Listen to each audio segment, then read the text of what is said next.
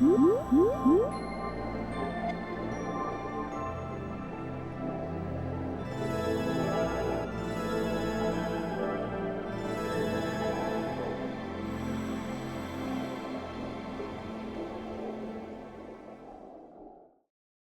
modern gamer is a very confusing specimen, and sometimes I hate him. I have talked to so many people and read so many internet posts where gamers seem to not care about anything that was released more than 4 days ago. In no other medium is this done. I don't want to look at this painting. This thing is old. You mean this new one? Star Wars? That movie's so old. I don't want to watch that. Want to listen to Weezer? Why are you still listening to Weezer? We're living in 2024. Now, I know I'm going to sound like an old man yelling at clouds here, but I'm not. I'm in my 20s. My first system was the PS2, and I only played SpongeBob games until like 5 years ago. I have no nostalgic connection to any of the games I've talked about on this channel so far. But it really irritates me that when it comes to video games, people only want to play what's new. I think what makes this a little more complicated for gaming is that unlike music and movies, you can't play every single game ever made easily on a single system. Any DVD player can play any DVD you throw at it, same thing for CDs. But with video games, if you only have new consoles, you can really only play new games. That being said, I still don't think that entirely excuses the laser-like focus on the new shiny thing. I think some people just want to play the new things because they automatically assume that the new things are better than the old ones. To be fair to this point of view, I think for a moment in time for video games, this was actually a mentality that made sense. Look at PS1 and N64 games. Actually, don't look at them, you'll hurt your eyes and soul. But look at the jump to the PS2 and the GameCube instead. It's such an improvement. And the games ran smooth as butter on these systems. Then you get the jump to HD with the Xbox 360 and it gets even prettier. Then we get the jump to the PS4 and Xbox One and it's like, okay, that's nice. Look at how sweaty LeBron looks. And now we get to the jump to the PS5 and Series X.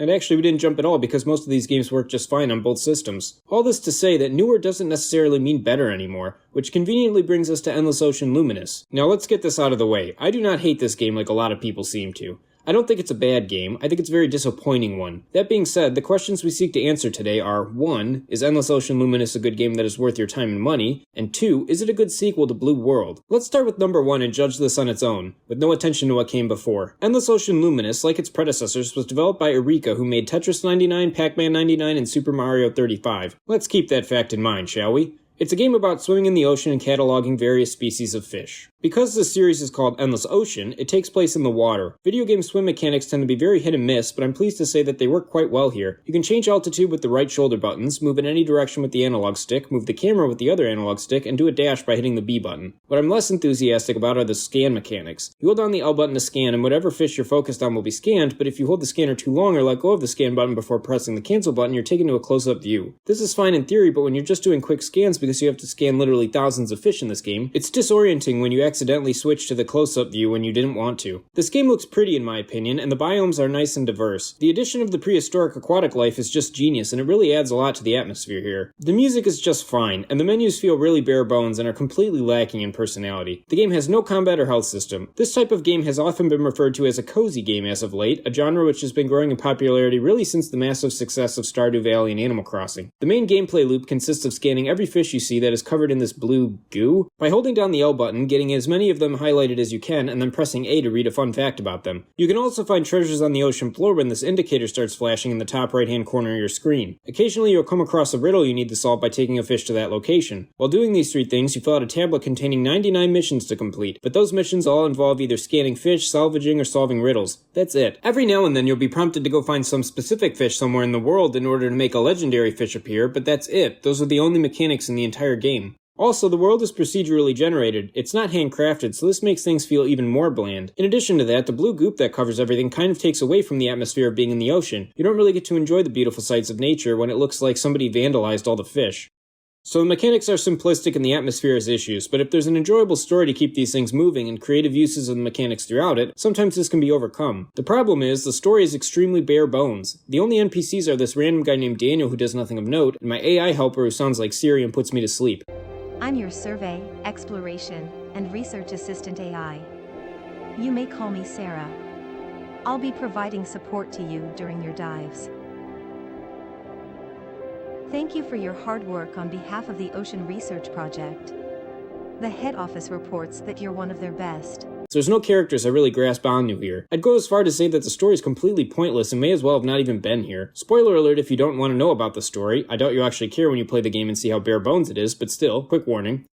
But in the middle of the ocean there is a tree of coral and it is dying. If this coral tree dies, the whole ecosystem will get thrown out of whack, and no joke, the entire world will be destroyed. That's right, the existence of you, your loved ones closest to you, and all of humanity is at stake, and the only one trusted to save it is Hydrated Gaming, the diver who is dressed like Mountain Dew. How do we save the world, you might ask? By looking at some fish. Now, if this was played off as a campy joke, I could dig this. It's stupid enough to be enjoyable, but the dialogue is so stiff I can't tell if I'm supposed to be taking this seriously or not. Not helping this is that in order to see more of this epic, you have to scan an increasingly large number of fish. After you've scanned over 8,000 fish, the story mode will then act like you haven't seen anything. There's a story sequence after you scan all those fish where it's like, wow, did you know there's freshwater fish here? Like, yes, I'm aware of that. However, after you've gone through all this, you're told you need to do one final thing to complete the story. You have to complete all 99 of the missions I mentioned earlier, and you don't get to see the end until you've done that. This video took so long because I don't like reviewing games if I haven't 100% beat them. However, this gameplay doesn't change. I've seen everything it has to offer after like 6 hours. And even though I had most of the fish encyclopedia filled out, I didn't even have half of the 99 missions done. I didn't even know I needed to do this. I hadn't been prioritizing this while playing. I thought those challenges were just for fun. The thought of grinding all those challenges just to see more of this bland story just didn't seem worth it, so I gave up. I did end up looking up the ending, and it confirmed that I don't regret not seeing this game through. But the story is clearly not the focus here. The focus, which was made clear in the trailers, is on the online mode. Right away, this makes me more critical of things. I don't really care about online usually, unless it's a competitive game that I can play with the bros. Also, it means that when the servers go down for this game, or when other players simply stop playing it and the community dies, the mechanic the entire game was built around ceases to exist. I was shocked when I couldn't find any physical copies of this game in my area, and it was hard to track one down. But after playing it, I wonder if this is why. Owning a physical copy of this game is basically pointless. You're not going to want to play it once the servers go down. But the servers aren't down, and a lot of people are playing it, so is the online fun at least for right now? My answer? Yes. I really like the online, actually. It's a very fun and chill experience to just meet up with other players who usually seem to be from Japan, and wave at them and mark treasures for them to find. Filling out the map is tedious when you're by yourself, and you have to fill out 80% of it for the whole thing to be revealed.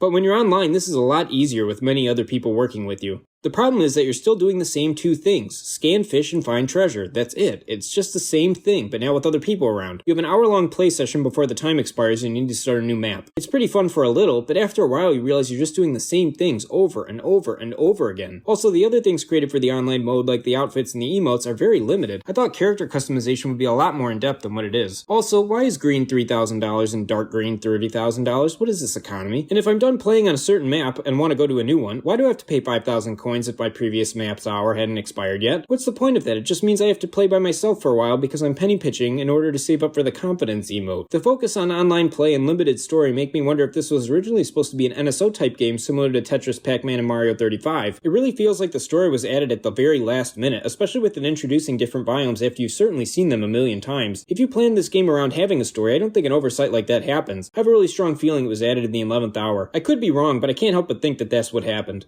The issue with this game is that it really doesn't feel like a complete game, even at $50. I don't recommend it for that price unless you really like what you see here and really enjoy playing laid-back games online. To me though, this game feels like it should be a side mode in another bigger Endless Ocean with an actual campaign, which brings us to our second question. Is this game a good sequel? Endless Ocean 1 and Endless Ocean Blue World exist. I have to take that into account for these reviews, and you should take that into account when you decide what to play. Where I think you could make the argument that Luminous is better than the first game, at least until the servers get shut down, after which I think Luminous falls to a very distant last place. I just think Blue World is a superior game for your time and money. Let's do a quick comparison here. First up, the controls. I actually like the Luminous controls better. They're quicker and more snappy. Blue World is slower and it's hard to see where you're going with not being able to freely control the camera. Luminous wins this round, but Blue World's controls are still fine. I just think Luminous has a slight edge here. Next up, the graphics, and in terms of raw fidelity, of course Luminous wins, but I have to say, Blue World feels like it has its own unique art style, while Luminous feels more cheap and generic. I definitely prefer the way Blue World's human characters look, but I still like Luminous's better fish graphics. The other thing very generic about Luminous that I mentioned were the menus. You boot up the game and this is what you see. Nothing is contextualized in the world, it's just boom. Here are your options. In Blue World, all your options are on this island that an old guy won while gambling, and it's got great music playing with a very cool atmosphere and a lot to do. Even Endless Ocean 1 had more personality when I got to hang out with polar bears and Bayonetta on my little boat.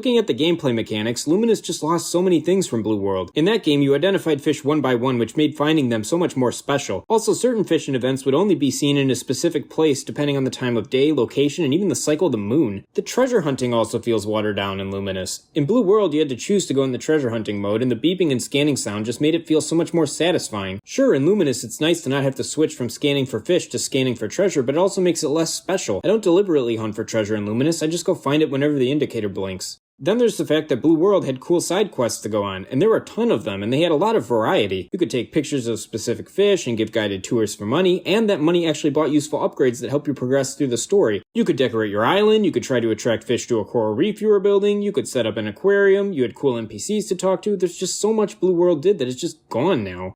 The thing I miss the most, though, is the stun gun.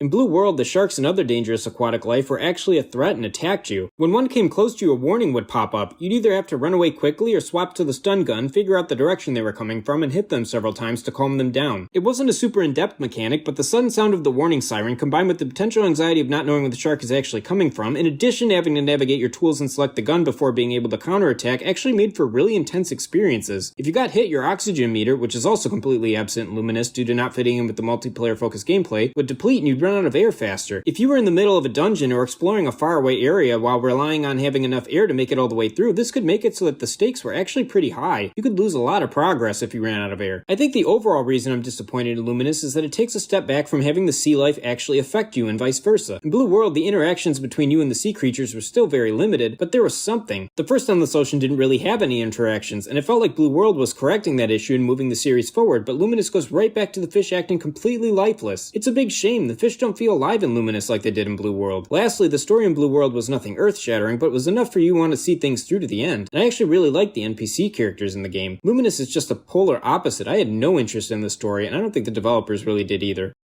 In summary, I think Luminous is simply a bad sequel. It takes too many steps back, it cuts too many cool things, and I really don't understand what they were going for here. Reception to Luminous seems to be mixed from both fans and the general public. I think if you ported or remastered Blue World and stapled Luminous to it as a side attraction like Mario 3D World and Bowser's Fury, I think you could have had a 10 out of 10 game that could have really increased interest in the series while being worth the cost of a full game. Once again, I like the online in Luminous, but it just doesn't stand on its own in my opinion. It needs a Blue World-like campaign to actually feel complete. This game makes me sad because I would have loved to see them build on Blue World, make the fish even more interactive, add other cool side modes, and just do more creative things. But Luminous doesn't do that. It's just an online multiplayer game with a single-player mode clumsily stapled on. I don't hate it, but it's not really what I hoped it would be. Maybe someday we get a full Endless Ocean game with the single-player of Blue World combined with the good elements of the multiplayer of Luminous, and that would be a fun game I'd be excited to play. But until that day comes, I'd stick to playing Blue World unless you really hate single-player games. And with that being said, I'd like to thank you for watching Hydrated Gaming. Have an excellent rest of your day.